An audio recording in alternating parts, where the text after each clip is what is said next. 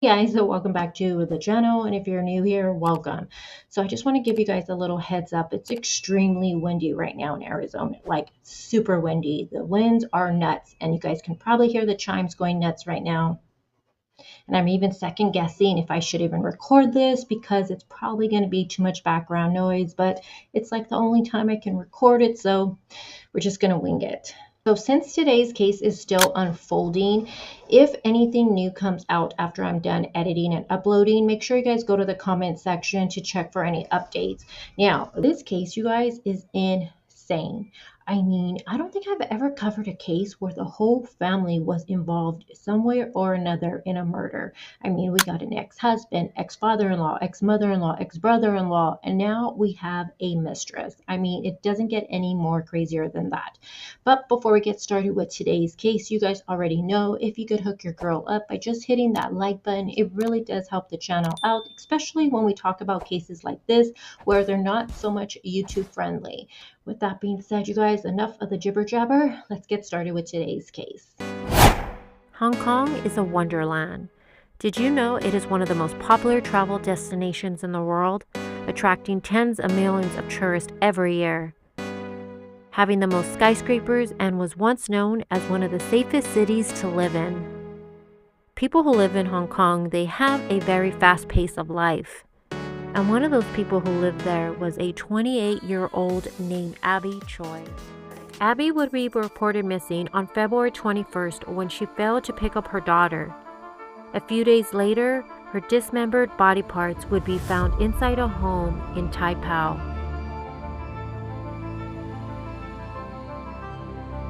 Body part that we found were inside the refrigerator. There were two legs belong to a female, skin or any meat on it. So basically the scalp with hair. Now there are also other body parts that are missing. For example, the torso area, the hand, those are still missing.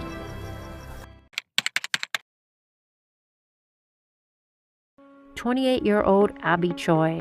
There is no denying she was gorgeous. She was a model, a socialite, and a social media influencer with over 100K followers on her Instagram. She was a mom. She had 4 children from the age ranging from 3 to 10, 2 boys and 2 girls. She recently attended a Dior show at Paris Fashion Week. And just 1 week before she would be reported missing, she posted a photo shoot she did for the cover of a fashion publication, and I hope I say this correctly, L'Officiel Monaco. She's been featured in magazines like Elle and Vogue, and I remember when I was younger, I was so in love with that magazine, Vogue. And it was also said that she was one of the most sought after influencers in the industry. Her friends described her as being kind-hearted, a good person, and always wanting to help out everyone. So you may be wondering who would want to murder this socialite. Well, let's start from the beginning. Full name, Abby Choi Tin Fung. She was born on July 11th, 1994, which would make her zodiac sign a Cancer. She was the eldest of 3 daughters, and she comes from a very wealthy family. The family ran a construction business with most of their dealings in mainland China. She grew up in Hong Kong, and as a child, Abby had always been interested in fashion and modeling. She attended a local high school. After graduating, she attended a reputable university, and then later she began to focus on her love for fashion and modeling. It's also reported that she worked as a social worker and a philanthropist. In 2012, Abby, at the age of 18, she would marry Alex Kwan. Now, they would end up having 2 children together, but the marriage, it did not last very long. They got divorced within 3 years later, citing personality incompatibility. But that did not stop Abby from finding true love, because later she would meet a man named Tam Chuk Kwan. And if I'm saying any of these names incorrectly, you guys, just bear with me. I am trying my hardest. Now, Tam goes by the name of Chris, so for the remainder of this video, we will be calling him Chris. On December 9th, 2016, Chris and Abby would have a beautiful wedding ceremony, but they did not legally register their marriage. Now, they also have 2 children together. After Abby's dismembered body parts were discovered, Chris has stated that he originally thought that Abby was just kidnapped. He has stated that he actually wants to take care of all of the 4 children, the 2 that he shares with Abby, and then the 2 that she shares with her ex-husband, Alex. Now, the 2 that she shares with her ex-husband, Alex, they are in the care of Abby's mother. Now, this next part, I think it's important to note. So, even though Abby and Alex, they divorced and she went on to marry Chris, she still remained in good spirits and relations with her ex-in-laws. In fact, she bought them a 4-bedroom luxury apartment for the family, which was in a very exclusive neighborhood in Hong Kong. Not only that, her ex-brother-in-law, Anthony Kwong, she helped him buy his home. And not only that, he was her personal chauffeur, which I think plays a key role in this investigation, which I'll get into in just a bit. So not only was he her personal chauffeur, at one point they ran a pancake stall together. Now, this next part really upsets me. So Anthony, her ex-brother-in-law, he would often share photos of Abby on his Instagram, showing a close bond that he had with Abby. He would post photos of him and Abby with hashtags like hashtag bro and sis love, hashtag family, hashtag sis. And this pisses me off because of all the details we now know regarding this case. I mean, what's that saying? There's that saying, keep your enemies close. But sadly, we live in a world where no, you got to watch your back with your own friends and family. And I believe Abby really trusted her ex-in-laws, and then for them to do what they did to her is just horrific. Now, with that being said, let's get into February 21st. So there's CCTV that shows Abby, and it looks like she's waiting for someone. It is being said that she was actually waiting for her ex-brother-in-law because, remember, he is her chauffeur, and that she was supposed to go pick up her daughter, but she never made it. So since she didn't pick up her daughter, she was reported missing immediately. Now, law enforcement would speak with Anthony because, 1, he was the one that was supposed to take her to go pick up her daughter, and then 2, they also spoke with his parents. Now, from the very beginning, Anthony and his parents were giving law enforcement misleading information, which is a red flag from the get-go. Now, on the evening of February 24th, this is when law enforcement with a search warrant, they go and they break into this 3-story house in Tai Po. And what they would find would horrify everyone. Now, it's important to note that this house that they broke into, it was rented by none other than Abby's ex-father-in-law, Kwon Kao. Now, he rented this house out in early February, and it is being described as a makeshift butcher's workshop. There is hardly any furniture inside, and there's covering on the walls. And I don't know why, but I immediately go to the TV show Dexter. Now, when law enforcement would go inside, and what they saw is just horrific. Now, they did find some of Abby's belongings, like her purse, her ID, and credit cards, all on the ground floor flat of the home. And this next part, I can't even imagine what went through investigators' mind when they seen this, but they would end up finding Abby's dismembered legs inside a pot in the refrigerator. Now, other things that they found were meat grinder, electric saws, 2 types of choppers, a hammer, face shields, and raincoat. Police believe that the murder was well planned, as the village house in Tai Po, where body parts were found, was rented only a few weeks ago. A chainsaw and meat grinder were found in the ground floor flat. The body part that we found were inside the refrigerator. There were 2 legs belong to a female. We are still looking for the head, and there are also other body parts are missing.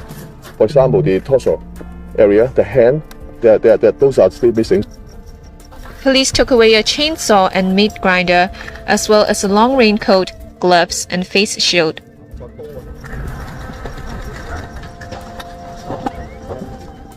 Choi's identity and credit cards were also found.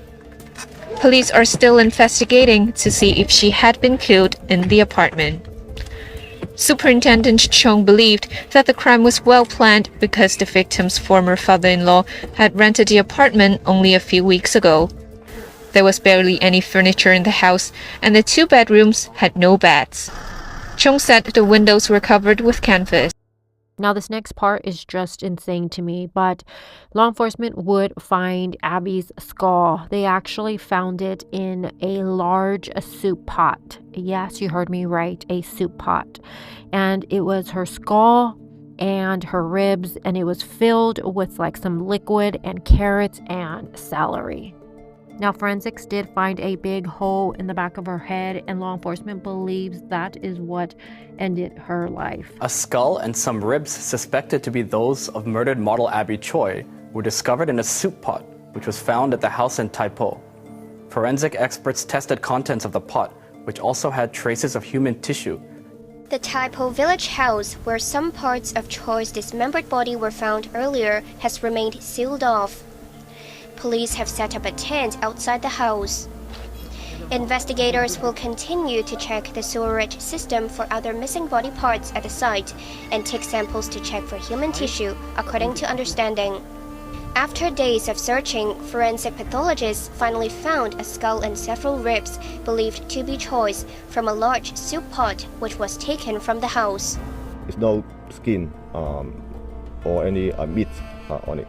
So basically it's a skull with hair. Unfortunately, there's a hole on the right side rear on the skull. So the pathologists believe that should be the fatal attack on the victim. Chong explained that when the pot was first discovered on Friday, it was fully filled with a jelly-like solidified liquid on the upper layers, as well as some carrots and minced meat believed to be human tissue. He said officers passed the pot to the forensic pathologists as it was, making sure there was no loss of evidence. Therefore, the skull was only found yesterday after forensic examination was carried out following an approval by the coroner, Chong added. The superintendent understands that the chance of recovering Choi's other missing body parts are fading as time goes by, but he pledged to seize on every clue and not give up on the search operation. Now, law enforcement has been tirelessly searching different areas for the rest of Abby Choi's body. Now, they did search Junk Bay Chinese Permanent Cemetery, where the suspects traveled to on February 22nd. Now, there is CCTV where it shows a man. You can see him carrying a box, and it's suspected that inside the box is Abby Choi's body part. It's also reported that the suspects threw away several trash bags, and law enforcement has been tirelessly searching a landfill. Police have searched a landfill in Ta Ling for the missing remains of model Abby Choi, whose dismembered body was discovered last Friday. Officers combed through the Northeast New Territories landfill for Choi's arms and other body parts that are still missing. Security footage showed a suspect dumping bags, which police believe could contain important evidence. Rubbish collectors said the bags were taken to the landfill in Ta Ling. Superintendent Alan Chong said the discarded bags could contain other body remains, Choi's clothes and mobile phone, and the murder weapon. Now, all of Abby's ex-in-laws were arrested. So we got her ex-father-in-law, 65-year-old Kwan Kao. He's being charged with murder.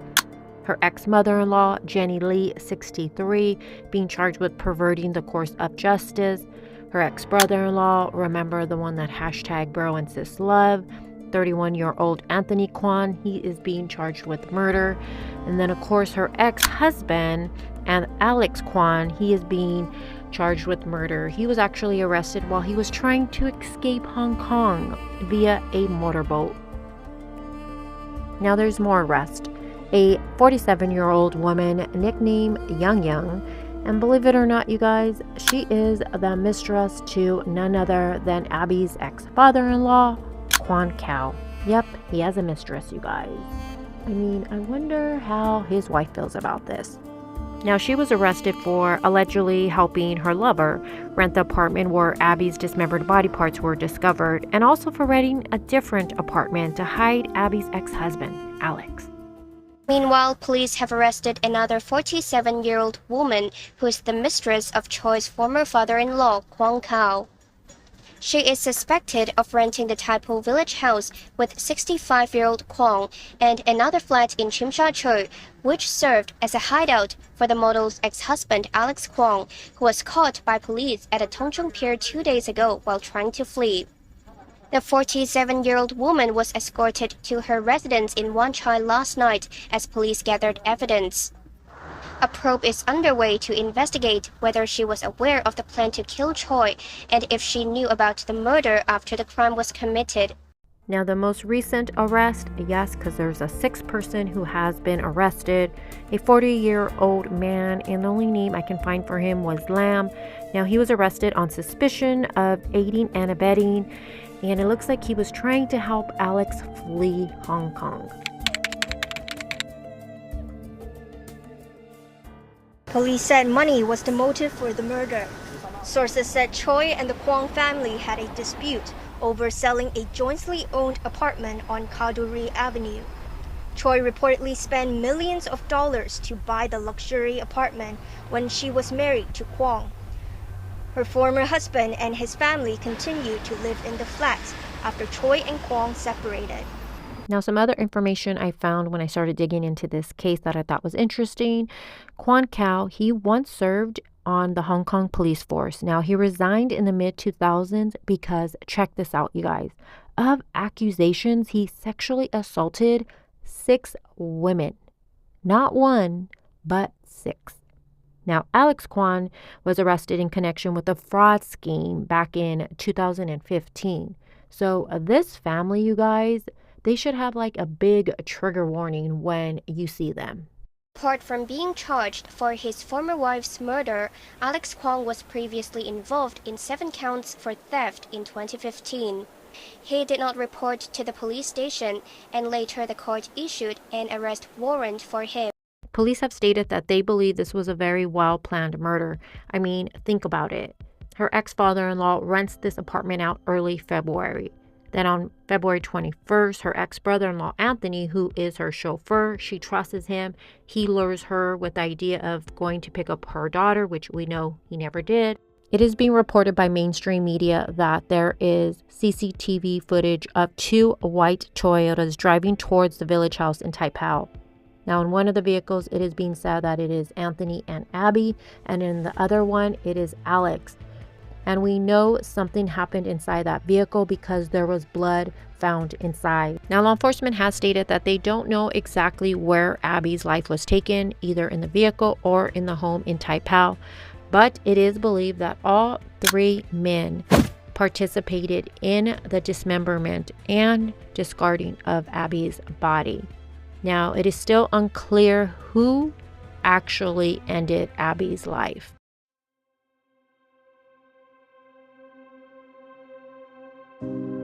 Abby Choi's mother and the model's husband Chris Tam held hands when they arrived at the Tai Po village house where body parts were found. Tam burnt incense and bowed, as did his mother, Choi's mother, and other relatives.